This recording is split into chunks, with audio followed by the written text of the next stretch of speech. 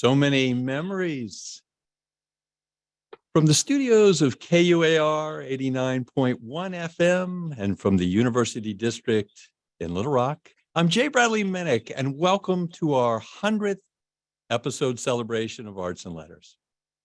Tonight's celebration features singer and songwriter Jesse Wells of Wells, a behind-the-scenes look at putting together Arts and Letters with mixmaster and technical guru, I call him Dr. Sound, Joseph Fuller from Orchestra of One, and a further conversation with producer, director, and now writer, Harry Thomason, about his book, Brother Dog, Southern Tales, and Hollywood Adventures. Arts and Letters is a celebration of the arts and humanities in Arkansas and the South, and people sometimes ask me what my favorite episode is. But alas, they are all my children, and I could never pick just one. But I do think that our 100th episode is so emblematic, not only of what we do, but of Arkansas, with its tall tales, amazing musicians, and conversation. Over these 8 years, we've had the opportunity to work with amazing singers and songwriters, and this episode is no exception. We were able to work with both J.D. Wilkes of the legendary Shack Shakers, who wrote songs for the show, including The Phantom Killer, which you'll hear a snippet of later, and Jesse Wells of Wells, born in Ozark, Arkansas, who wrote, among other songs, a song called One Street Town, about growing up in a small town, perhaps not unlike a town some of you are from. The song is archetypal and touches on the one hand, wanting to leave, and on the other, missing the town once you've left. Songwriter Jesse Wells has worked with us for a number of shows dating back to our earliest beginnings in 2016, and he even played for one of our live shows. A funny story, as an English professor, one of my students, Kara Burns, now Kara Wells, came up to me and said, my boyfriend plays in a band. I said, really? What's his name? And she said, Jesse. I said, how about you have him send me one of his songs, which she did. And honestly, I was astounded. Since then, Jesse has lived in LA, in Nashville. He signed a record deal with his band Wells, and he hit the road playing all over the US and Europe.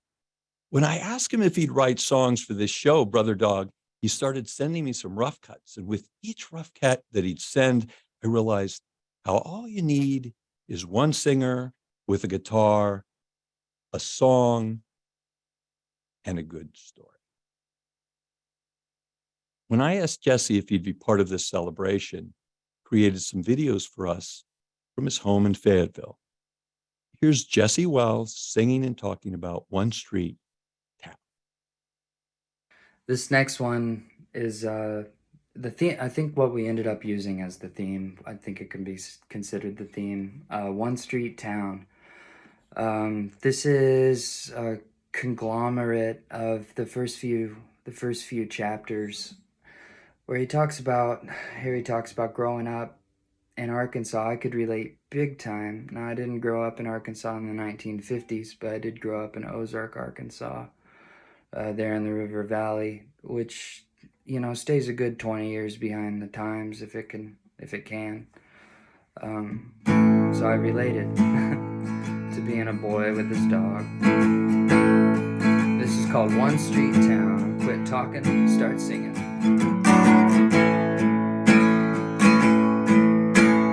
Down the street, up the road, it's down a small, worldly soul. I got a dog for a brother, I got BB gun dreams, I got an uncle in the war, and a Ford in the trees. And you don't ask permission as a boy on foot. You think you're big as an oak, but you're just sprouting your roots, yeah.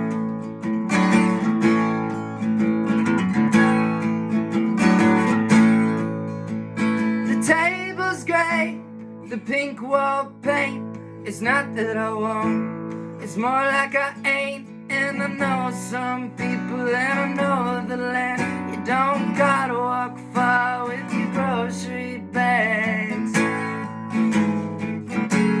Oh, but I'm headed home. Well, nothing needs fixing but the breakfast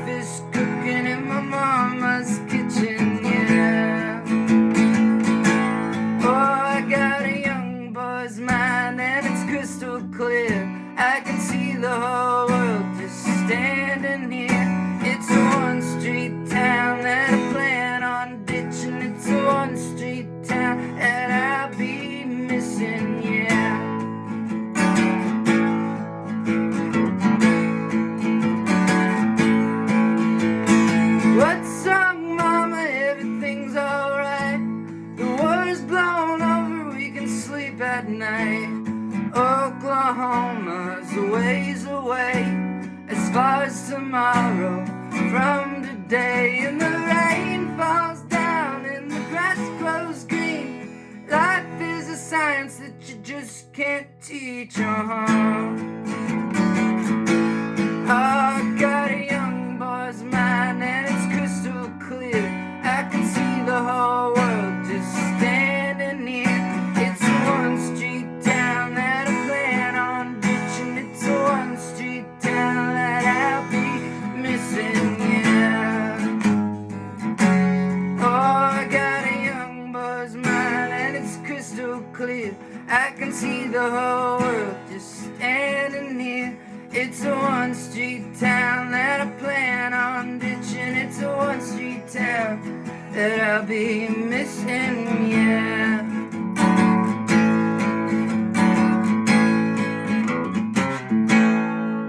And you do end up missing that small town. You might even end up back there if you ain't careful. Later on, we'll hear some amazing songs from Jesse, who will play some more pretty cool songs. But in addition to the music that we feature on Arts and Letters, we're also known for our soundscapes and our production. Over the last 8 years, we've had the opportunity to work with excellent producers like Christopher Hickey, who was our first producer for our first few seasons.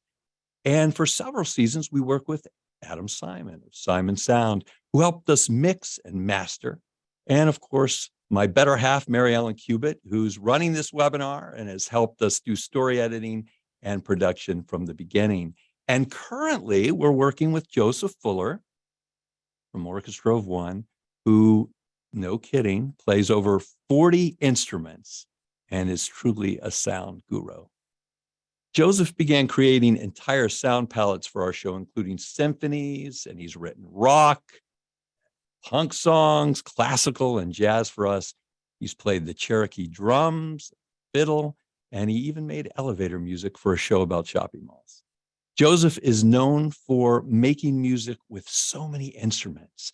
And I wanted to start with an introduction to Joseph, where he just plays just so many unbelievable instruments. So I think this video speaks for itself.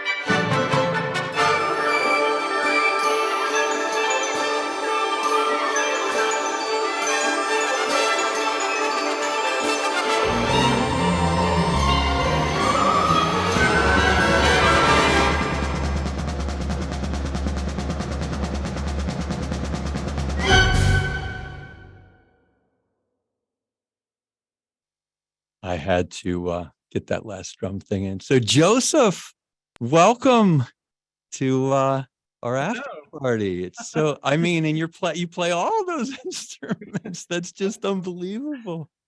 Thanks for that intro. That was crazy.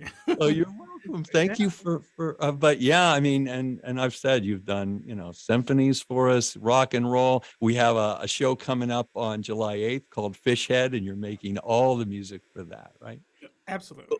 But with this one, I thought you could show everybody kind of some of the really interesting technical things that we do. People think, oh, well, you just sit down with the guest and everything just happens. Right?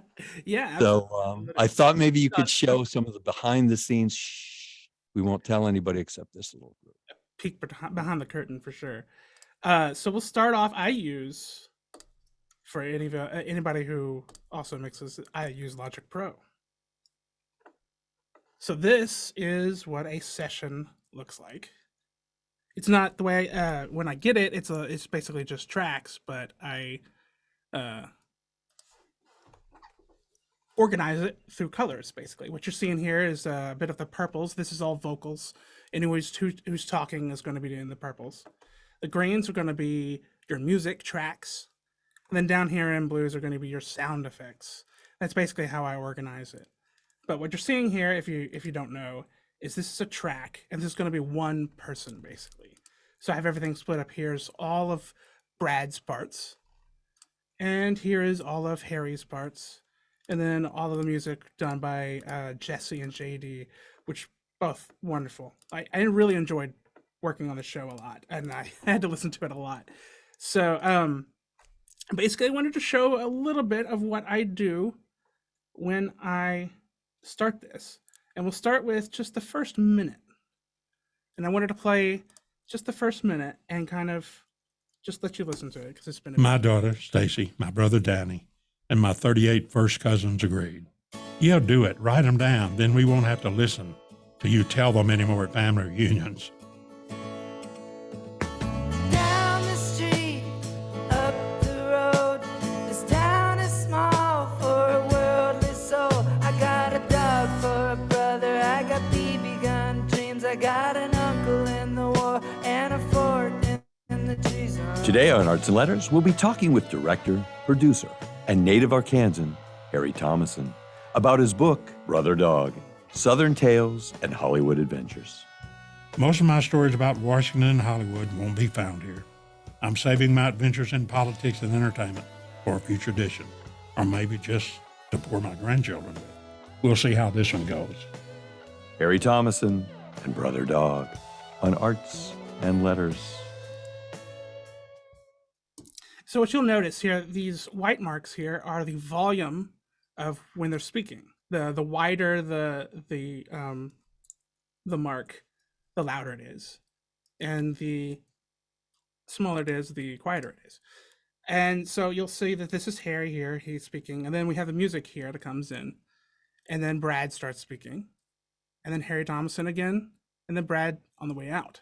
And you wonder why do we go back and forth like that? Why do we have the music here? And I wanted to say that music really does create drive and interest, and I wanted to show that intro without the music, basically as it's done originally. I wanted you to see the comparison without music. My daughter, Stacy, my brother, Danny, and my 38 first cousins agreed. Yeah, do it. Write them down. Then we won't have to listen to you tell them anymore at family reunions. Today on Arts and Letters, we'll be talking with director, producer, and native Arkansan, Harry Thomason, about his book, Brother Dog, Southern Tales and Hollywood Adventures. Most of my stories about Washington and Hollywood won't be found here. I'm saving my adventures in politics and entertainment for a future edition, or maybe just to bore my grandchildren with.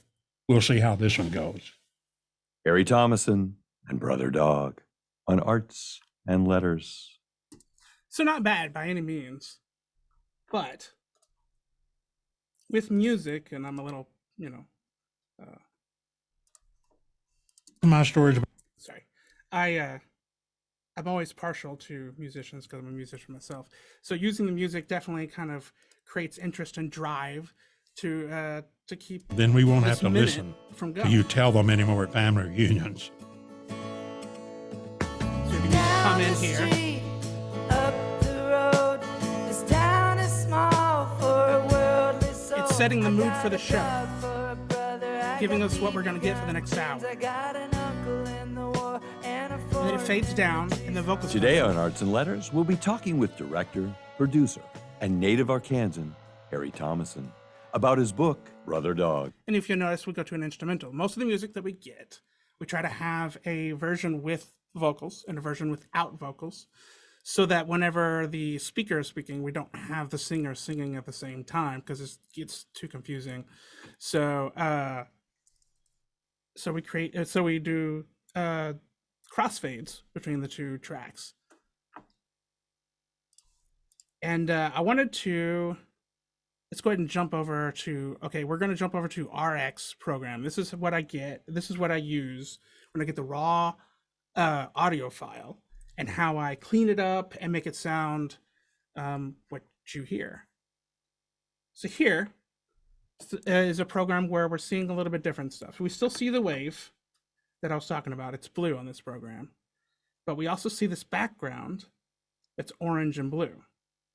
This gives us what frequencies, the lower it is, down here, this is low, and up here is high. And the more orange it is, the louder it is. So I know what frequencies are too loud or what frequencies are too quiet and how to basically fix that. And there's two channels here because we're running stereo. Stereo is going to be one for the left and one for the right. So there's two here. So I wanted to show this section right here. This is Brad, one of his transitions. And I wanted to show you what it sounded like when it first came to me from the studio. Let's return to our conversation with Harry Thomason about his book, Brother Dog, Southern Tales and Hollywood Adventures. And not too bad.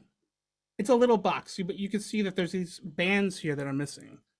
These black bands that are missing, or sections that are too bright, like this. Sections that are too quiet. And so I want to come through with an EQ and with a few other plugins to deal with room sound and kind of even it out.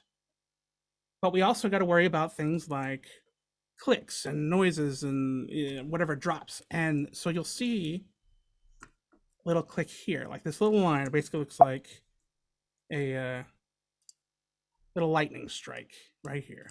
It's a click, and we have to get rid of that kind of stuff because when we master it, everything gets pushed up. So we can hear every little noise. And so we have to get rid of all that. And so after doing all of those programs, we have get rid of clicks, getting rid of S's, like if their S's are too loud. And you can see what an S looks like. It's right here. That's what an S looks like. It's right here. Looks like a cloud, like a little orange cloud. And you want to look for those and make sure they don't get too loud. And then when you're done, so this was the original audio. Let's return to our conversation with Harry Thomason about his book, Brother Dog, Southern Tales and Hollywood Adventures. And by the end, we have something that sounds like this. Let's return to our conversation with Harry Thomason about his book, Brother Dog, Southern Tales and Hollywood Adventures. So we brought some of those lines up. You can see it's there's still a little bit of missing here, but it's better than it was. And so you can hear a little bit more detail in the voice. You can hear clarity. It doesn't sound like it's muffled too much. And I basically do that with every voice over an entire hour. So it takes a long time to go through every bit of it. And that's what this program does. And then I jump back over. We're going to stop share here. Over to Logic. And I import that into here. So that's basically what I'm working with. And then I have the soundtracks are given to me done. They've already been mastered. They've already been produced. Like, I don't want to touch them too much. So I put them on their own tracks and make sure I'm not doing anything with them until the very, very end. When I try to glue everything together. That's what mastering is gluing everything together. So I wanted to talk about volume. and that's basically mixing, and how we can weave in and out. These yellow nodes, these are the volume nodes, basically how loud or how quiet things are. And we can create just constant slopes that go down, or we can create curves that kind of round out on fading out or fading into anything like that. So I wanted to show this section because it's got a little of everything. So we start off with some music, and we go into talking here, which you can see right here. And you'll see that the music comes down, and then the talking stops for a second, the music comes back up. So we have to fill the void that's there. If there's no talking, there's just silence, and we want to fill that with some kind of effect or some kind of music. And so that's what you do. But you also have to listen to what's being said. There's a section here that there's something meaningful being said. So we want to take the music out. And so we take it out for a second, and then we bring it back in. And as we bring it back in, which is this track here, we want to go to the no vocal version as the speaking comes in. So we fade into the third track, instrumental. So it's a lot going on all at once, just within a few seconds of time. So I want you to watch basically everything that's going on here as we listen to it. I don't know if he made it or not, but I know he was sober when he left. And he said, I know you've admired my Quantico Marine jacket, Harry, so I'm going to give it to you. Wear it. And so I did for years. And I hope he made it home. And I just always imagine his mother seeing him come up, because he lived out in the countryside. I just seeing him come up the road toward her, and what that must have meant. So It's beautiful. So, but we never heard from him again, of course. Charity, God's living conscience put in you and me. I wore that Marine jacket for years in respect of all the other Jimmies, crisscrossing the blue highways of our country, trying to find their way home after a war. So there's that's basically what we do for the whole show to create interest. We weave in and out, and weave music in and out, and the vocals, and even I'll weave Brad and Harry or whoever's doing the interviews back and forth, and try to make it as even and clean so we don't notice it. It's the whole job's to not be noticed. So, one thing, Joseph, that you did, and I loved, with the Phantom Killer on the road part in the kind of very beginning. Would you tell them just a little bit about, so we wanted to create a kind of old time radio sound with that, right? And you used what you might show them that and what you use. Yeah, we did. I got to find where that is. That's 425. So we wanted to do like an old radio effect. That's what these teal tracks are. We call these regions. When like a whole track is everything, regions are just the one little square. And so I wanted to create an old static of like an old 40s radio. And it's really hard to find that because nobody has a 40s radio. And I didn't like any of the sound packs. So I decided to make it myself. Listen to old recordings and just basically try to recreate it. So I will listen to it first before I ruin it.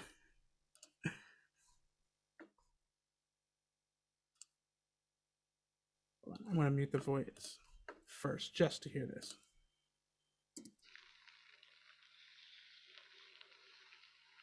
So that's radio static. And I created that by using a Ziploc and just moving it back and forth. And for like the white noise pad, I used a $1 bill, a $2 bill actually, and rubbed it on billfold.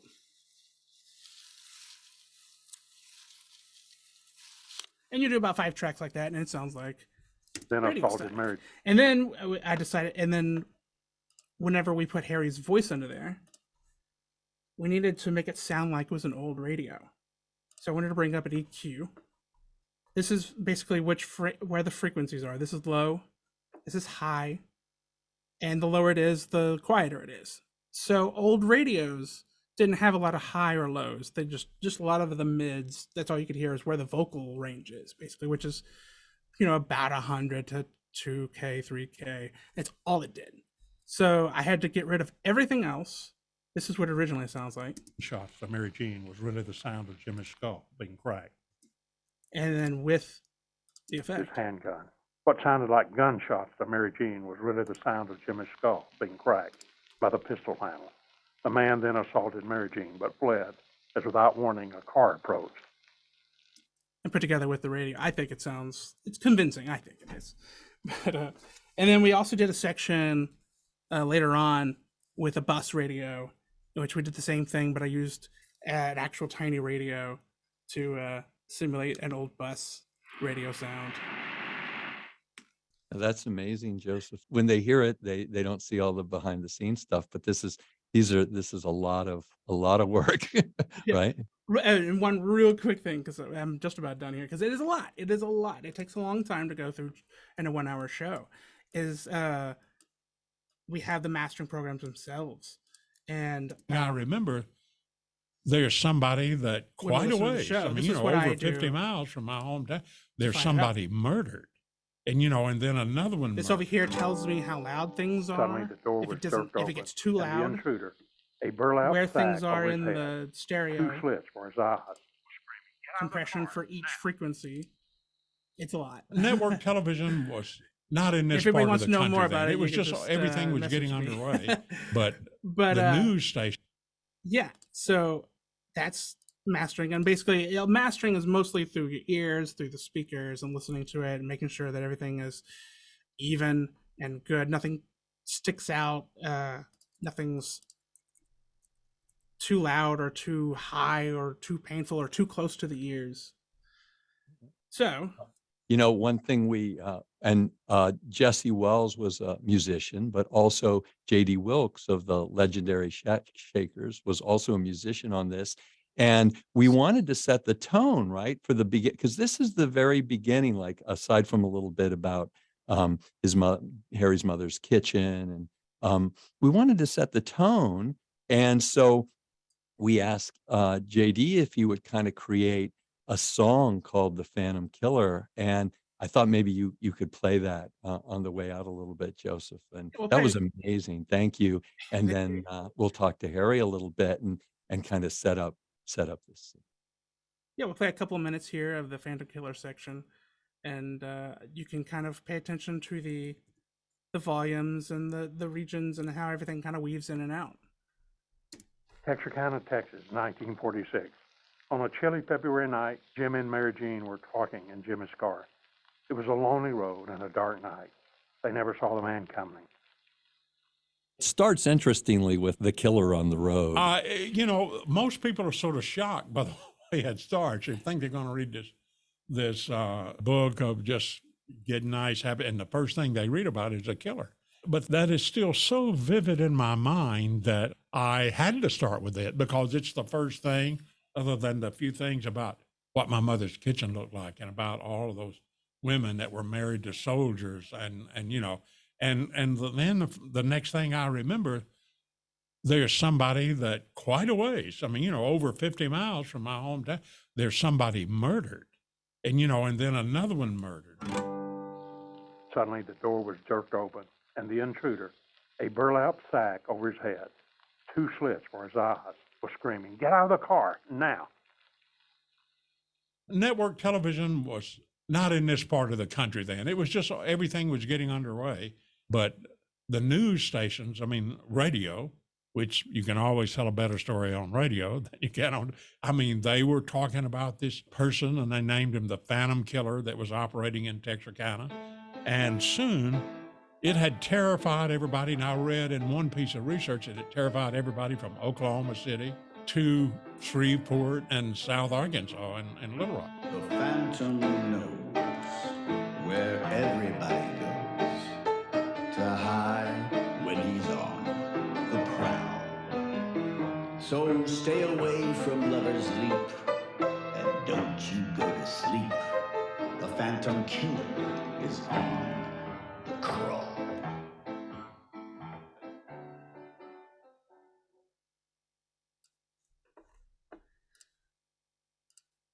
I just wanted to thank everyone for letting me be part of this 100th celebration, 100th episode. That's crazy.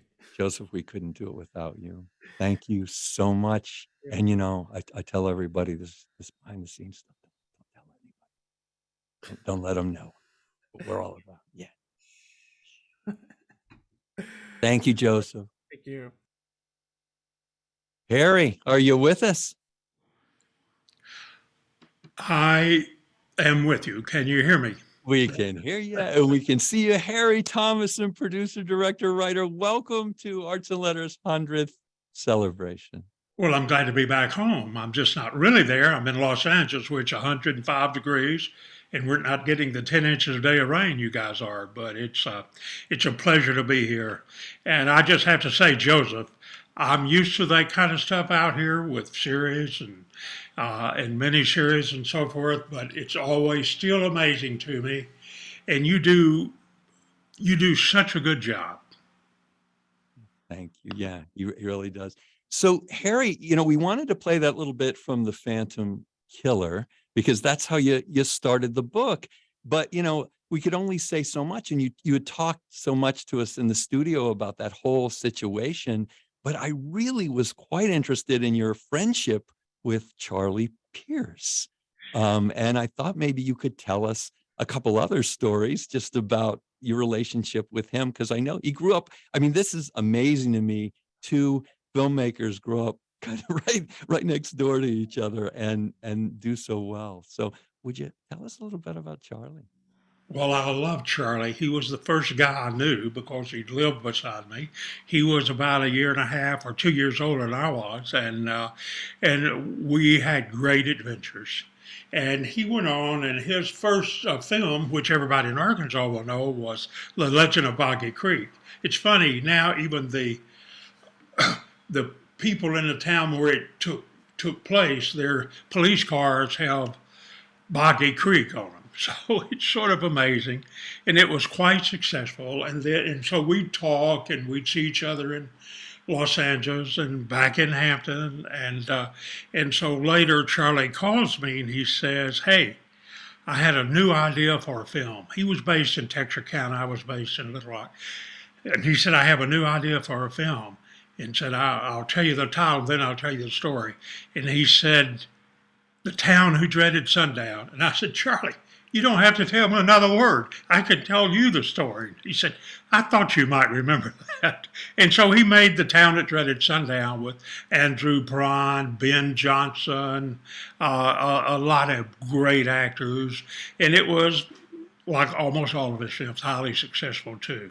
And so we grew up talking to each other. And Charlie was a great storyteller. All the kids in the neighborhoods, we'd gather around at night in one of our yards and get Charlie to tell us stories. And it was always things about going to the moon in a spaceship powered by a washing machine motor, and it runs out of extension cord before it gets there. But it was all good. And so I was glad to be a part of this show. And you guys have done such a good job, Brad and Mary Ellen, and I was honored to be a part of it, and I love that you guys are there and what you're doing. And Jesse Wells, what can I say? I hope he finds a way to release one or two of these songs on his next album with the Wells, because the people I played them for, they think they're just great, and so do I. And so does my wife, Linda. So thank you. And what I did want to talk about just a bit, and we'll hear another song from Jesse but as you know, as a filmmaker, it's kind of heartbreaking that some of maybe the best in some way material ends up on the floor, right? It ends up on the cutting room absolutely. floor. But and what I mean by the best is it's not necessarily right for the show exactly, but sometimes it's like just priceless stuff that nobody ever gets to hear or see. absolutely, and that's always happening. That's just part of the industry. So one of the how songs much good music is left on the floor? Sorry, yes. There's one of the songs that Jesse made for us was based on a story in your book, the Watermelon Heist. And I love that story. And when you came in and we spent a long time together, you told us that story about the watermelon heist. And I thought maybe Could you tell us that story? Because that's one that we weren't able to share in the show. And then I thought maybe we could listen to Jesse sing that song. So what happened with the Great Watermelon Ice? Do you want me to tell the watermelon heist first? Yeah, why don't you tell Okay. that? Well, yeah, I was a senior in high school, and all us guys from Hampton, which was 20 miles away from Camden, we were sort of dating girls or trying to date girls in Camden. And one night, we looked upon them as real socialites, so to speak. And one night they got started about stealing watermelons. They'd always heard of people doing it, but they'd never done it. And so, well, we said, would you like to come over and get you guys tonight and we'll go steal some watermelons? And they said, yes, that would be exciting. There were four of them, and there were four of us guys. And we said, okay, we'll pick you up at 6:30 and we'll drive back over to Hampton. We know a good watermelon field we can raid. In the meantime, I called the people that owned the watermelon farm, and they had a son that was about our age too. And I told his dad that we were going to raid their watermelon patch that night, so not to be alarmed. Then I told the kids some other stuff, and so we went to Camden and we came back over. They were inappropriately dressed. I remember one of them had on high heels and so forth, and they all became friends of mine forever, including Ann Hoy, who lives in your neighborhood over in West Little Rock there, and her husband was a West Pointer from there, and then she became she became a teacher at a rather famous academy in New York City, and so we got out and we said, now you can't make much noise, but they just continued to giggle and so forth. We get out in the middle of the patch, and they pick out about 3 watermelons, and they were 3 of the girls had the watermelons in their arms, and we were making our way back to the car when all of a sudden a giant light comes on, and there's a voice shouting, somebody's going to pay for these watermelons, and then there's gunfire. I mean, shotguns, and you see the flash of the shotguns. And so we immediately ran screaming to get in the car, and I got hit before I got to the fence and fell down, and so did one of the other guys. My friend, Ann Hoy, she jumped in the car and told one of the other girls, drive, we just got to get away. And, and then another guy with a gun stepped out in front of them and told them to get out of the car. And she, if I remember right, Ann Hoy said, just run over him. Or I said, no. Then she got out. She said, we'll pay you anything we've got. We've got to get these guys and get them to the hospital. But then we were all laughing so hard, we couldn't stop.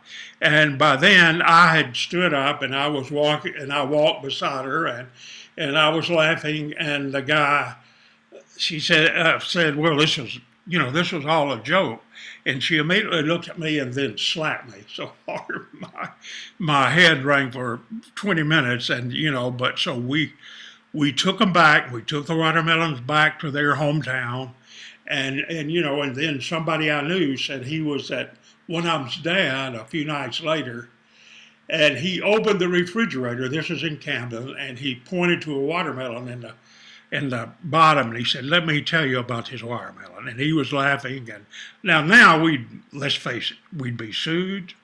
We would have given up as much money as Johnny Depp, or Amber, and but things were different then, and so everybody laughed, got over it. It was a story everybody told for years, and we never pulled the stunt again, though. We did have sense enough not to do that. That's great. What a wonderful story. Well, this is kind of just my little surprise for you. This is Jesse singing the Watermelon Heist song that he wrote in response to your story. And I know you haven't heard this or seen it yet, but I thought it might be a nice little treat. Well, thank you. You're welcome. So we'll listen. You'll notice some of these tunes are a bit abbreviated. Well, don't have the full band, do I? That's because I played all the instruments on those tracks.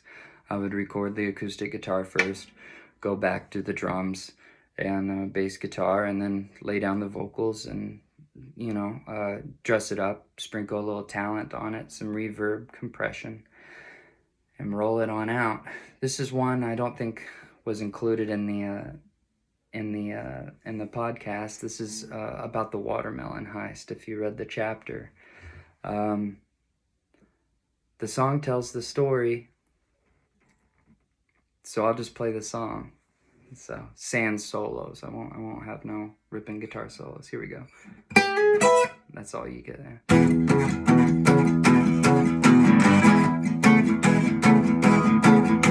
Now this all happened a while back. I won't say no names right now. Down the road you can find me in a whole other county, in a whole other different town. Near the bluffs along the Wichita, in a quaint metropolitan village, we convene for a junction for a light-hearted function of the youth and the young and spillage. Now some of the girls, they were keen for fun. You know watermelons grow in fields.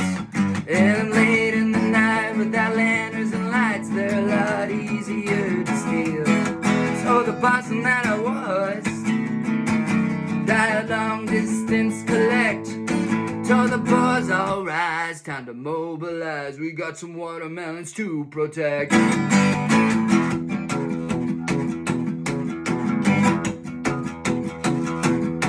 Down the gravel road with the Buick load, we was rambling as fast as felons.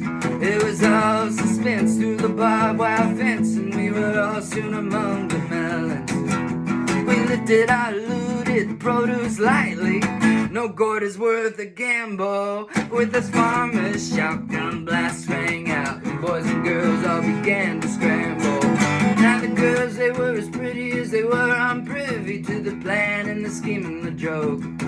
But the gallop girl, you know, the best in the world, she stood up to them guns and spoke. I'll buy the whole goddamn watermelon plot, but you're gonna let us get. Call the doctor, we're leaving. Y'all shot us to pieces, and some of our boys were hit. By now me all the fellas all started to laugh as I exposed our country hoax. Just a summer gala full of melodrama, and some fun was for all we hoped. We ought to been sued or sicked or shot. A solid bitchin' would have sufficed. But we remember fondly our youthful folly. Yeah, the great watermelon heist, alright.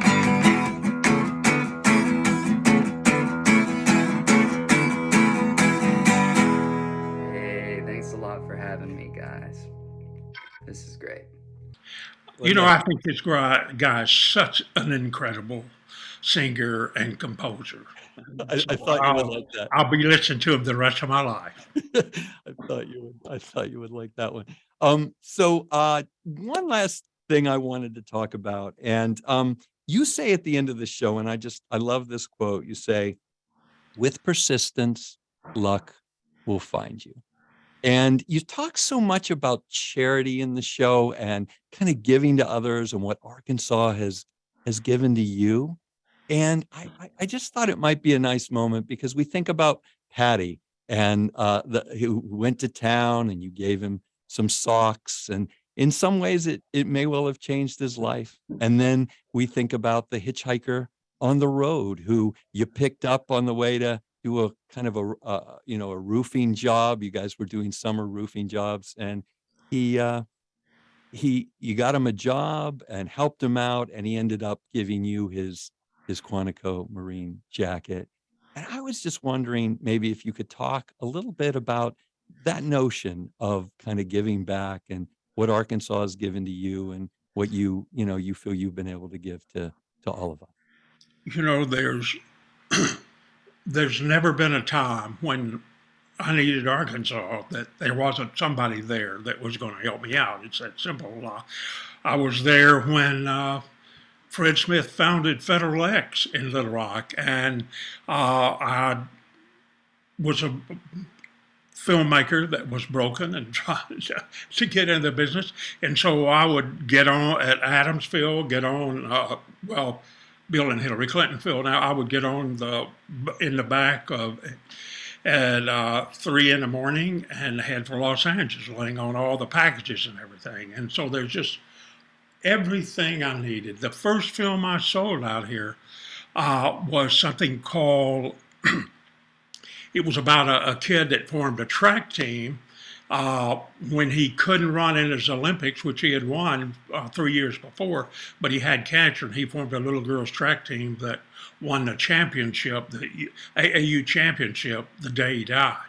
But I couldn't find anybody, and the studio, it was my first time dealing with the studio, and they were trying to just keep restraints on me and so forth. And they had us over at CBS trying to sell a picture, and the guy said, and they had a list of 20 writers. They went through them all, and the guy from CBS said, well, none of these writers are right. And I raised my hand like a kid in elementary school. And he said, yeah, Harry, you haven't said a word. What do you think? I said, I think I could get my friend Bill Harrison to write this script. And he said, do you mean Bill Harrison, who wrote Rollerball and is one of the most gifted writers in the world? And I said, well, yeah, that's him. He wrote Rollerball, you know. And he said, go to that office right there. There was an office with a glass door. He said, go in, get on the phone. And if he says he'll write it, not only have you sold us the script, you've sold us the movie. And so I said, okay, as the guys from Columbia and Sony looked at me in amazement. And I went in a room, and I called Fayetteville, and I got my friend Bill, who's between classes, on the phone, and I told him what was going on. He said, oh, of course I'll write it. Send the stuff tonight. We'll get underway.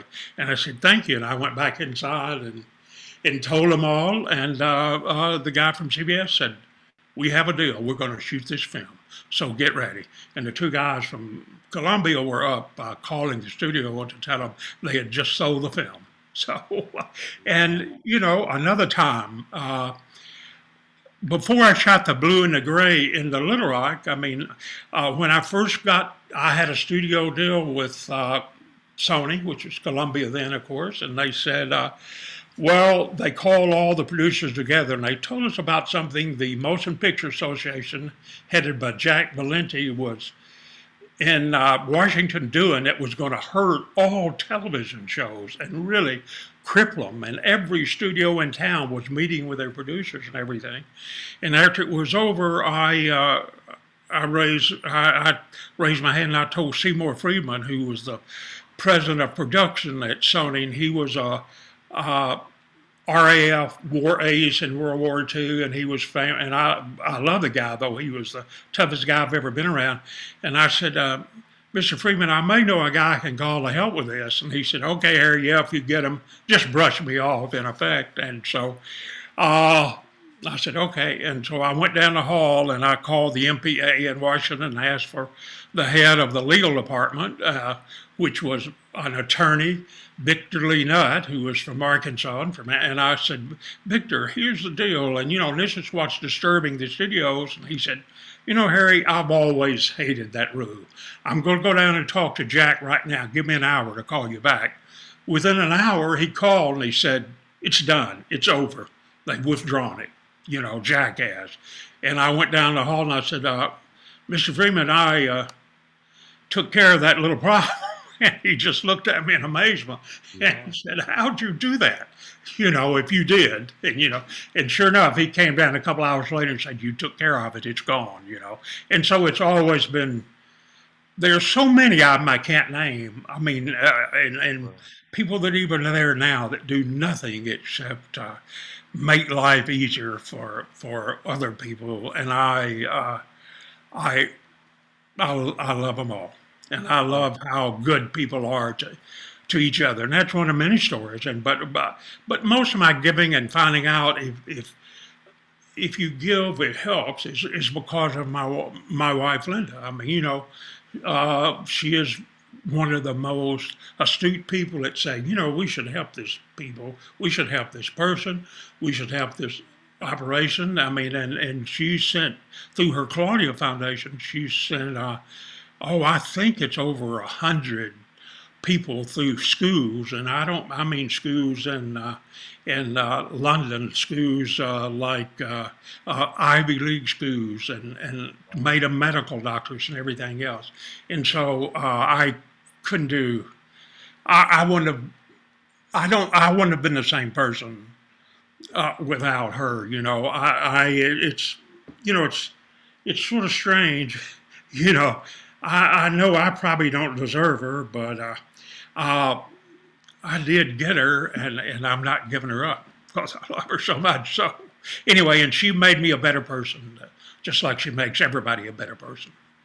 And so Thank you. that's it. But it's funny, and her parents are from Arkansas, and her grandfather lived in North Arkansas there, and moved across the line to Poplar Bluff, Missouri, because the Ku Klux Klan shot her grandfather, and so he was the newspaper publisher there, and so he moved 20 miles to Poplar Bluff and became a famous attorney there. In fact, and the Bloodworth firm was the oldest family law firm in Missouri for many years, up until recently. So I give credit for any good deeds I've done to her. Well, I just personally have to thank you, because you came into the studio here and you had come back to Arkansas, and you spent 2.5, I don't know if you remember, 2 hours and 45 minutes with us, just so generously. And, we were thinking of doing it virtually, but you were like, no, man. And you were coming back too, but you were like, let me come in. So that's just really stuck with me, and how important it is. And I just must imagine, as a producer and a director, how important it must be to just, do things the right way, because if you don't, you're not going to be working for long. It was, and I just want to say one thing, that the Designing Women house in Little Rock, that was picked by Linda when we were there once, and that became the house on Designing Women, though everybody believes it's in Atlanta, and that's what she's doing now, is that she's working on an animated version of Designing Women. So with Sony, and we don't know if it'll go or not, but she started to work on it, and it would be, well, it's like, one of the controversial cartoons that, is based in today's world, but it's not fed by anything. It's fed by estrogen and the same women we had on Designing Women.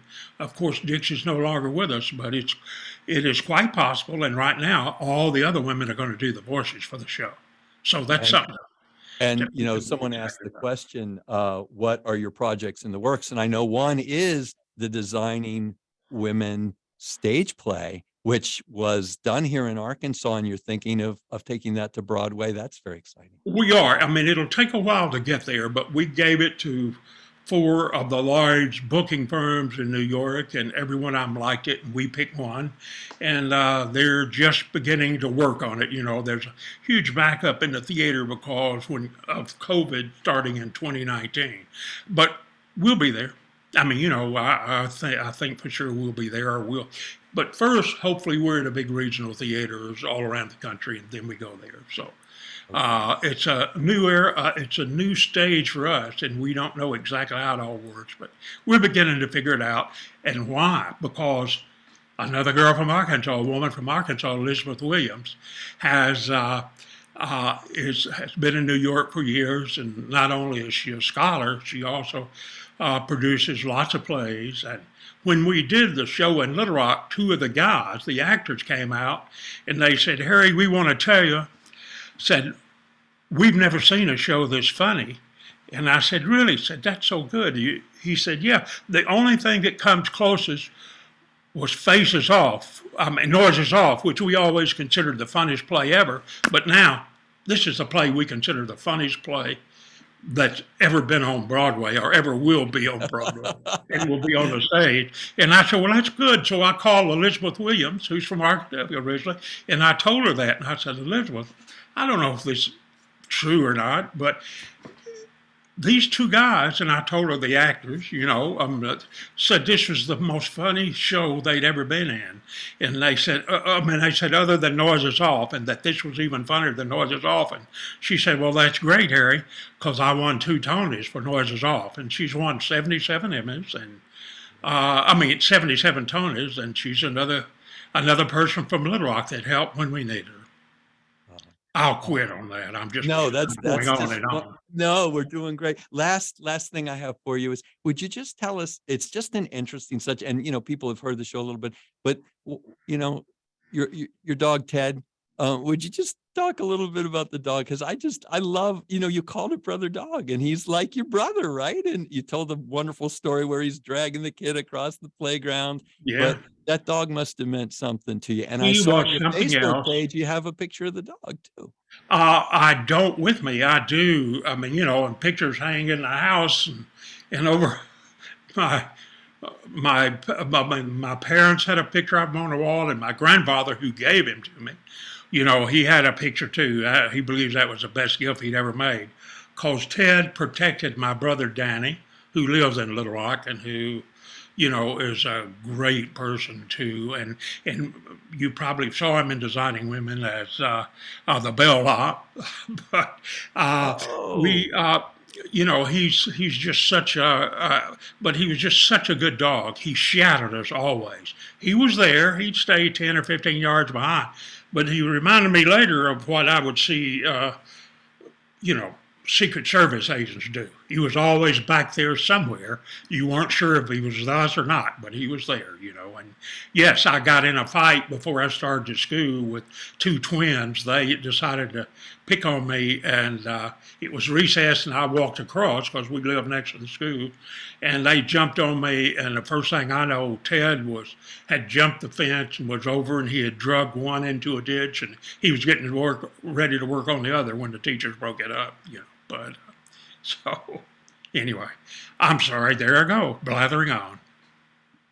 Yeah, we saw you at the Clinton Center, and we just loved your stories. They're just absolutely amazing. So thank you. Thank you for sharing this with us. And we're so happy we could share it with Arkansas for our 100th celebration. You've just been so great. Thank you for having me on the show. You're so welcome. And you guys do so much good. Well, I'm going to do the outro now, and we're going to be playing a little song by, it's a really neat piano song by J.D. Wilkes, and I'll just have some thanks, and then just stay on a little bit. We'll wave, and Joseph, Phil, please, show your face again, and we'll all wave goodbye. But thank you, and thanks for everybody for listening. This has been really a joy in so many ways for me. So thank you. All right, here we go. This is the Brother Dog song by J.D. Wilkes.